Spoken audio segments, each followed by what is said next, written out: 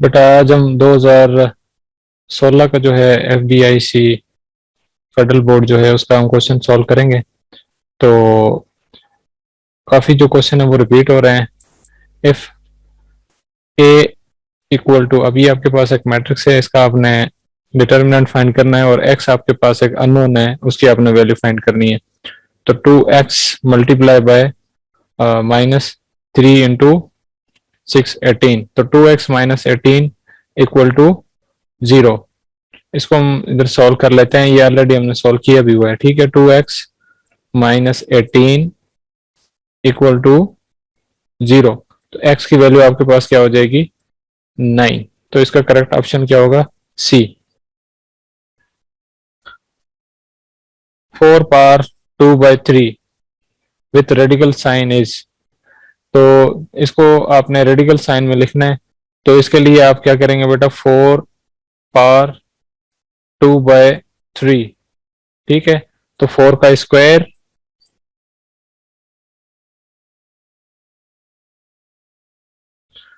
Whole power 1/3। ठीक है, तो 4 का स्क्वायर, अब ये 1/3 means cube root of 4 square. तो अब इसका करेक्ट ऑप्शन जो है वो क्या होगा, B. Question number 3, if log y base a equal to x then, अब ये लॉग फॉर्म है, इसको आपने एक्सपोनेंशियल फॉर्म में चेंज करना है। तो बेस के ऊपर पावर जो आप लिखेंगे, जो आपके पास रिजल्ट आता है, तो a power x equal to y। ठीक है, तो इसकी ये जो एक्सपोनेंशियल फॉर्म होगी वो a power x equal to y होगी। अगर इसको दोबारा लॉग फॉर्म में चेंज करना चाहेंगे तो आप इसको बोथ साइड लॉग मल्टीप्लाई करेंगे और थर्ड लॉ लगाएंगे, देन आपके पास ये सेम रिजल्ट आएगा। ठीक है, then degree of the polynomial, अब ये आपके पास ये एक पॉलिनोमियल गिवन है, इसकी आपने डिग्री फाइंड करनी है। तो डिग्री बेटा आप किस तरह फाइंड करेंगे, जो x और y हैं उनके पावर को आपने ऐड करना है। अब जहां पे आपके पास 2 + 2 4 हो जाएगा, और यहाँ पे पावर 1 है x के, और y के ऊपर भी पावर क्या है, 1 है, तो ये 2 हो जाएगा। तो हाईएस्ट जो आपकी डिग्री होगी वो क्या होगी, 4 होगी। ठीक है, then question number 5, find m so that x square plus 4x plus m is to complete square। अब आपने m की वैल्यू फाइंड करनी है इसका कंप्लीट स्क्वायर फाइंड करने के लिए। तो यहाँ पे बेटा आप क्या करेंगे, एक्स स्क्वायर मीन्स ए स्क्वायर होगा प्लस 2ab, 2a आपके पास क्या है x, और b की वैल्यू आपने 4x है ना, तो इसको आपने क्या, ये 2x हो गया और 2 आपके पास रह गया, तो 2 यहाँ पे रखेंगे तो ये आपके पास हो जाएगा x square plus 2ab means a square plus 2ab plus b square. तो b स्क्वायर आपके पास क्या है, 2। तो आपके पास जो रिजल्ट है वो क्या आ गया, x square plus 2ab plus b square, हमें b स्क्वायर चाहिए था। ठीक है, तो 2 का स्क्वायर क्या हो जाएगा, 4। तो आपके पास करेक्ट ऑप्शन क्या होगा, सी। HCF of x square minus 5x plus 6 and x square minus x minus 6, इन दोनों का आपने क्या करना है, HCF फाइंड करना है। तो HCF फाइंड करने के लिए ये जो दो आपके पास पॉलिनोमियल गिवन है, इसके आपने फैक्टर निकालने हैं। तो फैक्टर फर्स्ट वाले का क्या होगा, एक्स स्क्वायर, और मिड टर्म इसका आपने ब्रेक करना है, 5x को आपने ब्रेक करना है। तो उसके लिए बेटा क्या करेंगे, 6 के आपने फैक्टर निकालने हैं। 6 के फैक्टर क्या होंगे, 3 और सॉरी पहले 2 के साथ इसको करेंगे तो आपके पास रिजल्ट आएगा 3, और 3 के साथ आप करेंगे तो आपके पास 1 आएगा रिजल्ट। तो 2 और जो है वो क्या होगा, 3 आपके पास रिजल्ट आएगा। तो 2x और 3x में आप इसको ब्रेक करेंगे, -2x और -3x प्लस 6। अब ये आपके पास दो पेयर बन गए, इनमें से आपने वैल्यूज कॉमन लेनी है। अब यहाँ पे x कॉमन आएगा तो x -2 हो जाएगा। इसी तरह -3 कॉमन लेंगे तो आपके पास क्या आएगा, x -2। ठीक है, और एक ख्याल करना है बेटा, इसमें ये जो आपके पास फैक्टर है ये दोनों में कॉमन होना चाहिए। तो एक फैक्टर आपके पास हो जाएगा x माइनस 3 और सेकंड फैक्टर आपके पास क्या हो जाएगा x माइनस 2।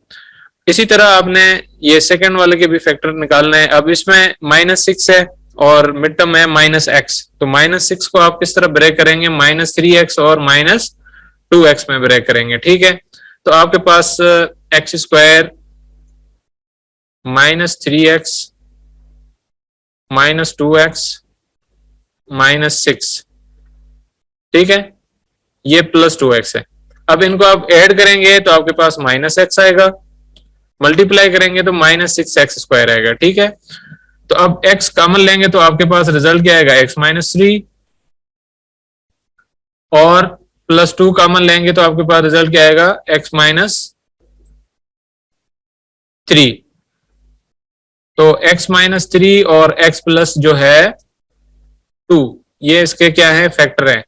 क्योंकि डिग्री 2 है तो इसके फैक्टर भी क्या होंगे, 2 ही होंगे।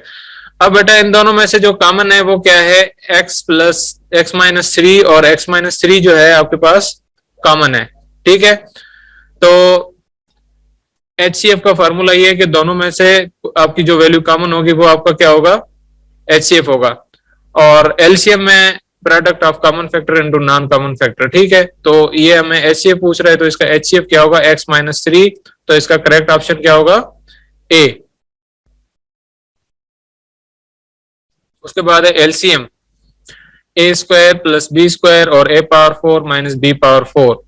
इसका आपने LCM फाइंड करना है। तो LCM बिल्कुल इजी, अगर HCF आपको समझ आ गए तो a² + b², इसके फैक्टर हम निकाल नहीं सकते क्योंकि प्लस से अगर माइनस होगा तो हम निकाल सकते हैं। अगर इसके निकालेंगे तो आपके पास कॉम्प्लेक्स फैक्टर आएंगे, means a + b iota a - b iota, तो उसकी जरूरत नहीं है।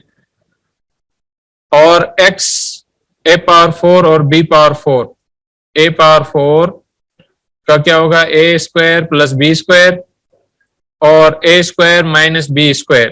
ठीक है बेटा, अब ये a⁴ और b⁴ के फैक्टर हैं, तो यहाँ पे कॉमन फैक्टर आपके पास जो है वो क्या है, a² और b² है, और नॉन कॉमन फैक्टर आपके पास क्या है, a² - b²। तो एलसीएम का फार्मूला है product of common factor into non common factor. तो इन दोनों को आप मल्टीप्लाई करेंगे तो आपके पास जो रिजल्ट है वो आएगा a⁴ - b⁴। ठीक है बेटा,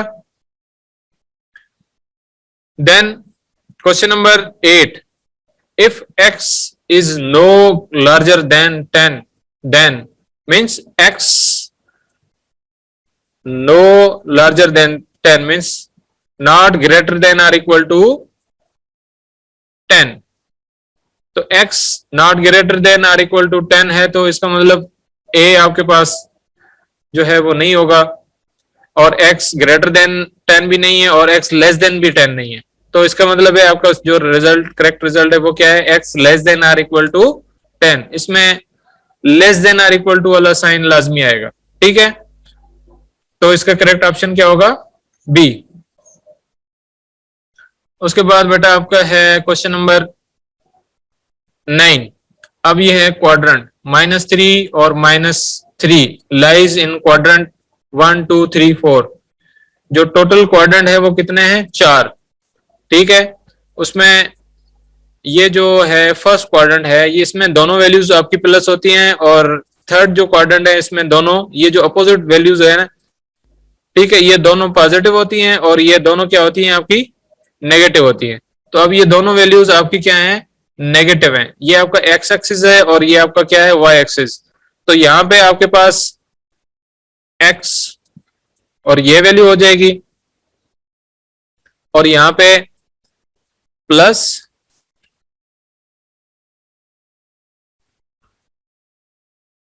माइनस। ठीक है, ये देखें अपोजिट है, ये फर्स्ट क्वाड्रेंट, थर्ड क्वाड्रेंट और सेकंड क्वाड्रेंट और फोर्थ क्वाड्रेंट।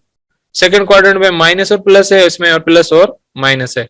तो ये टोटल आपके 4 क्वाड्रेंट होते हैं। अभी कोई भी आपके पास वैल्यू आ सकती है, तो ये क्वेश्चन आपका रिपीट होता है बार बार, मोस्टली जो पेपर है उनमें ये रिपीट हो रहा है क्वेश्चन। ठीक है, तो उसमें वैल्यूज जस्ट चेंज कर देते हैं। अगर यहाँ पे होता 3 - 3 + 3 - 3, तो कौन सा क्वाड्रेंट होगा, फोर्थ क्वाड्रेंट। अगर -3 है +3 है तो कौन सा क्वाड्रेंट होगा, तो आपके पास सेकंड क्वाड्रेंट हो जाएगा। दोनों वैल्यू पॉजिटिव हैं तो फर्स्ट क्वाड्रेंट होगा। मगर यहाँ पे जस्ट आपसे पूछा गया है कि भाई -3 और -3 कौन सा क्वाड्रेंट है, तो ये आपका थर्ड क्वाड्रेंट होगा। ठीक है बेटा। Then question number 10, mid point of the point -2 -2 and -2 2। अब इसका आपने क्या करना है, मिड पॉइंट फाइंड करना है। ठीक है, तो मिड पॉइंट फाइंड करने का फार्मूला आप लोगों को पता है, x1 plus x2 divide by 2, x1 plus x2 divide by 2 और y1 plus y2 divide by 2। ये आपके पास x होगा और ये आपके पास y होगा। ठीक है, y1 plus y2 divide by 2। अब यहाँ पे आपके पास x की वैल्यू जो है वो क्या है, 2 है, x1 और ये x2 है, तो 2 माइनस 2 0 हो जाएगा, 0 डिवाइड बाय 2, तो आपके पास रिजल्ट क्या आएगा, 0। y2 minus y1, y2 minus y1 means -2 plus 2, 0 divide by 2, तो आपके पास रिजल्ट क्या आएगा, 0। ठीक है, तो इसका मतलब करेक्ट ऑप्शन आपका सी होगा। Then question number 11, the dash altitude of an isosceles triangle are congruent. कितने एल्टीट्यूड होते हैं, टोटल 3 आप ड्रा करते हैं। ठीक है, आपके पास एक ट्रायंगल है, इसके आपने एल्टीट्यूड ड्रा करने, तो एल्टीट्यूड किस तरह ड्रा करेंगे, ये 17 चैप्टर का क्वेश्चन है। ठीक है, यहाँ पे आप कंपास रखेंगे ए पे, ये आपके पास जो एंगल है ए, और ये एंगल बी है, और ये एंगल आपके पास क्या है, सी है। तो आप एल्टीट्यूड किस तरह ड्रा करते हैं, कंपास ए के ऊपर कंपास रखेंगे और यहाँ पे जो लाइन बी सी है इसको 2 जगह से आप कट करेंगे। ठीक है, और ये जो 2 पॉइंट आपको मिल गए, यहाँ पे आप कंपास रखेंगे और हाफ से ज्यादा डिस्टेंस लेंगे और यहाँ पे आप आर्क लगाएंगे। ठीक है, दोनों साइड से, तो आप यहां से लाइन ड्रा करेंगे, तो आपका ये क्या हो जाएगा, एल्टीट्यूड। सेकंड भी आप इसी तरह ड्रा करेंगे और थर्ड भी जो है आप इसी तरह ड्रा करेंगे। ठीक है, तो ये 3 जो है एल्टीट्यूड आप कितने ड्रा करते हैं, 3 ड्रा करते हैं, और are the dash altitude of an isosceles triangle are congruent, तो ये कितने होंगे, 3 होंगे। ठीक है,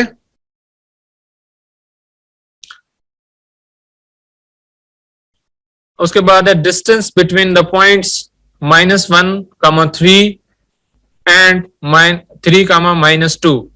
अब इसका आपने डिस्टेंस फाइंड करना है, तो डिस्टेंस फार्मूला आपको याद होना चाहिए।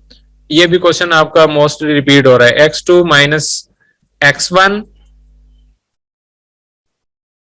Whole square plus y2 minus y1 का होल स्क्वायर।